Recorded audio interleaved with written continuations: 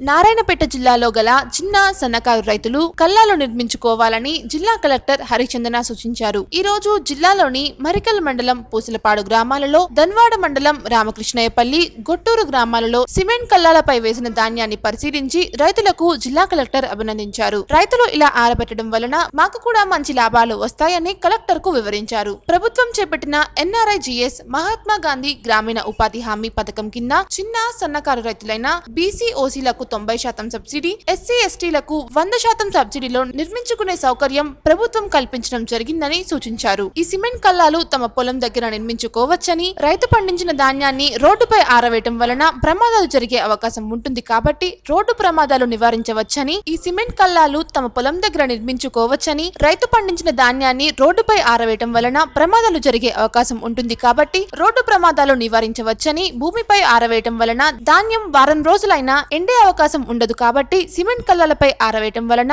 ధాన్యం 3 రోజుల్లో ఎండే అవకాశం ఉంటుందని, మరియు అకాల వర్షం వచ్చినచో ధాన్యం కుప్పలుగా చేసి వాటిని త్వరగా తీయడానికి అవకాశం ఉంటుంది. మట్టి కల్లాలపై అయితే ధాన్యంతో పాటు మట్టి కూడా వచ్చే అవకాశం ఉంటుంది. మట్టి కల్లాలపై అయితే ధాన్యంతో పాటు మట్టి కూడా వచ్చే అవకాశం ఉంటుంది. మట్టి కల్లం మీద కంటే సిమెంట్ కల్లం మీద ఆరవేయటం వలన ఫెయిర్ యావరేజ్ క్వాలిటీ మంచిగా వచ్చి మంచి ధర పలికే అవకాశం ఉంటుందని రైతులకు సూచించారు. జిల్లాలో 2441 కల్లాలు చిన్న సన్నకారు రైతులకు మంజూరు అయ్యాయని, వారు త్వరగా నిర్మించుకునే చర్యలు తీసుకోవాలని అధికారులకు ఆదేశించారు. ఇట్టి కార్యక్రమంలో వ్యవసాయ అధికారి జన్ సుధాకర్, మరికల్ MPDO యశోద, ఆయా గ్రామ సర్పంచ్లు మరియు వ్యవసాయ అధికారులు ప్రదీప్ గౌడ్, పరశురాం పాల్గొన్నారు.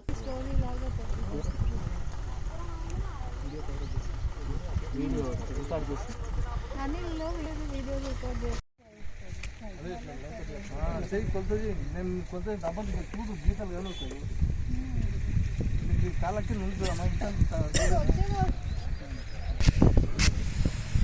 ఇంకా వేరే వాళ్ళు మీ ఊళ్ళో వాళ్ళు ఎవరెవరు వేసుకుంటే వాళ్ళకు